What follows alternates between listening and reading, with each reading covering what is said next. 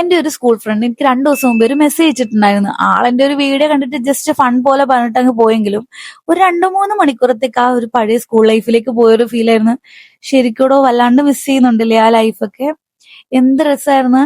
ഒരുമിച്ചിരുന്ന് പാട്ട് പാടുന്നതായിക്കോട്ടെ, ഒരുമിച്ചിരുന്ന് തമാശകൾ പറയുന്നതായിക്കോട്ടെ, ലഞ്ച് ബോക്സ് ഷെയർ ചെയ്യുന്നതായിക്കോട്ടെ, വല്ലാണ്ട് മിസ് ചെയ്യുന്നുണ്ട്. നല്ല രസമായിരുന്നു. പിന്നെ സ്കൂളിൽ സ്നാക്സ് ഒക്കെ കൊണ്ടുപോയിട്ട് ടീച്ചേഴ്സ് അങ്ങോട്ടൊന്ന് തിരിയുമ്പോഴോ അല്ലെങ്കിൽ വിശക്കുമ്പോഴോ ഒക്കെ ഇങ്ങനെ പയ്യനെ ബാഗിൽ നിന്ന് എടുത്ത് കഴിക്കുന്നതും, അതുപോലെ ചില ടൈമിൽ നമ്മൾ ലഞ്ച് കൊണ്ടുപോയാലും നമുക്ക് ലഞ്ച് കിട്ടാറുണ്ടായിരിക്കത്തില്ല. നമ്മൾ ഷെയർ ഒക്കെ ചെയ്ത് കഴിക്കുന്നതുകൊണ്ട് തന്നെ നമുക്ക് ലഞ്ച് കിട്ടത്തില്ല.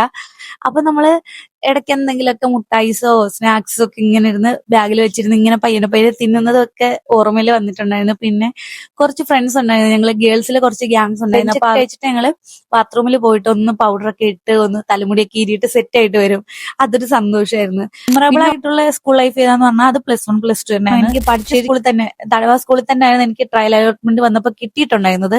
പക്ഷെ നോക്കിയ ടൈമിൽ എന്റെ ബെസ്റ്റ് ഫ്രണ്ട്സ് ഒന്നും അവിടെ ഇല്ല. അപ്പൊ നമ്മൾ അന്ന് അതൊക്കെ നോക്കുമല്ലോ, നമ്മുടെ കൂടെ ആരെങ്കിലും ഉണ്ടോന്നൊക്കെ നോക്കുമല്ലോ. പിന്നെ അടുത്തുള്ള സ്കൂൾ നോക്കി, തൊടിയ സ്കൂൾ നോക്കി. അപ്പൊ അവിടെ നോക്കിയ ടൈമിൽ എന്റെ കുറച്ച് ഫ്രണ്ട്സ് ഒക്കെ അവിടെ ഉണ്ടായിരുന്നു. അപ്പൊ ഞാൻ വിചാരിച്ചു പോകാനും വരാനും ഒക്കെ ആരെങ്കിലും ഒക്കെ ഉണ്ടല്ലോ എന്ന് വിചാരിച്ചിട്ട് ആ സ്കൂള് ചൂസ് ചെയ്യുന്നത്. പക്ഷെ എനിക്ക് ബെസ്റ്റ് ഡിസിഷൻ ആയിട്ട് തോന്നി. കാരണം അത്രയും മെമ്മറബിൾ ആയിട്ടുള്ള ഒരു സ്കൂളായിരുന്നു. അവിടുത്തെ അധ്യാപകരായിക്കോട്ടെ, സുഹൃത്തുക്കളായിക്കോട്ടെ, എല്ലാവരും. ഈ ഗ്യാങ്ങിലും ഞാൻ പരോക്ഷമായിട്ടും പ്രത്യക്ഷമായിട്ടും ഒക്കെ പ്രത്യക്ഷപ്പെടാറുണ്ട്. എല്ലാവരുടെയും ബെസ്റ്റ് ഫ്രണ്ട് ആണോ എന്ന് ചോദിച്ചാൽ അല്ല, എന്നാൽ ഒരു ഫ്രണ്ട് എന്നുള്ള രീതിയിൽ അവിടെ ഇവിടെയൊക്കെ ആയിട്ടൊക്കെ ഞാൻ കാണും. പിന്നെ ഒരു ഫ്രണ്ട് ഉണ്ടായിരുന്നു, എനിക്ക് എപ്പോഴും എന്നോട് പിണങ്ങുന്ന ഒരു ഫ്രണ്ട് ഉണ്ടായിരുന്നു. വേറൊന്നുമല്ല, ഞങ്ങൾ ആദ്യം ഒരു സുഹൃത്ത് പോലായിരുന്നു. അതിനുശേഷം ഞങ്ങൾ പിണങ്ങുമ്പോൾ എനിക്കൊരു സംഭവമുണ്ട്. പിണങ്ങി കഴിയുമ്പോൾ എന്തെങ്കിലും ഒരു സംഭവം വന്നു കഴിഞ്ഞാൽ ഞാൻ ഇങ്ങനെ തൊഴുതുന്നൊരു ശീലം എനിക്കുണ്ടായിരുന്നു. പ്ലീസ്, ഇങ്ങനെ നമ്മൾ കാണിക്കത്തില്ലേ തമാശക്ക്. ആൾക്കത് ഇഷ്ടമില്ലായിരുന്നു. അതിന് എന്നോട് എപ്പോഴും പിണങ്ങുമായിരുന്നു. ഞാൻ ഇപ്പോഴും ഇടയ്ക്കൊക്കെ ആ സംഭവം കാണിക്കുമ്പോൾ ഞാൻ ആളെ ഓർക്കാറുണ്ട്. ഫ്രണ്ടായിട്ടും അതിനെ കണ്ട പല ആൾക്കാരും ഉണ്ട്.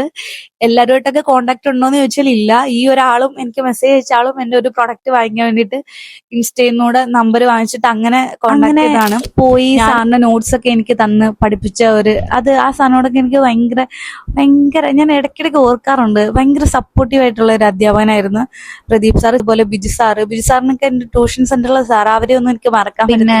കുറെ അധ്യാപകരുണ്ട് +2 ലൈഫിലുള്ള ടീച്ചേഴ്സ് എല്ലാം. ഒരു പാർഷ്യാലിറ്റി ഇല്ലാതെ നമ്മൾ നല്ല രീതിയിൽ എത്തണം എന്ന് വിചാരിച്ച കുറെ അധ്യാപകരുണ്ട്. പ്രദീപ് സാറ്, വാഹിദ ടീച്ചർ, സിദ്ദിഖ് സാറൊക്കെ നന്നായിട്ട്, എനിക്ക് നല്ല ഇഷ്ടമായിരുന്നു സാറിന്റെ ക്ലാസ്. അങ്ങനെ കുറെ അധ്യാപകർ. അപ്പൊ എല്ലാരെയും ഞാൻ ഓർത്തൊരു ദിവസമായിരുന്നു. എല്ലാ ഫ്രണ്ട്സിനെയും ടീച്ചേഴ്സിനെയും എല്ലാരെയും ഓർത്തൊരു ദിവസമായിരുന്നു. ഇടയ്ക്കൊക്കെ ഓർക്കാറുണ്ട്. പെട്ടെന്ന് ഓർമ്മയിൽ വന്ന ആ ഒരു ടീച്ചറിനെയോ അല്ലെങ്കിൽ ആ ഒരു ഫ്രണ്ടിനെയോ നിങ്ങളൊന്ന് മെൻഷൻ ചെയ്യുകയോ അല്ലെങ്കിൽ ഈ വീഡിയോ ഒന്ന് ഷെയർ ചെയ്തോ കൊടുക്കട്ടോ.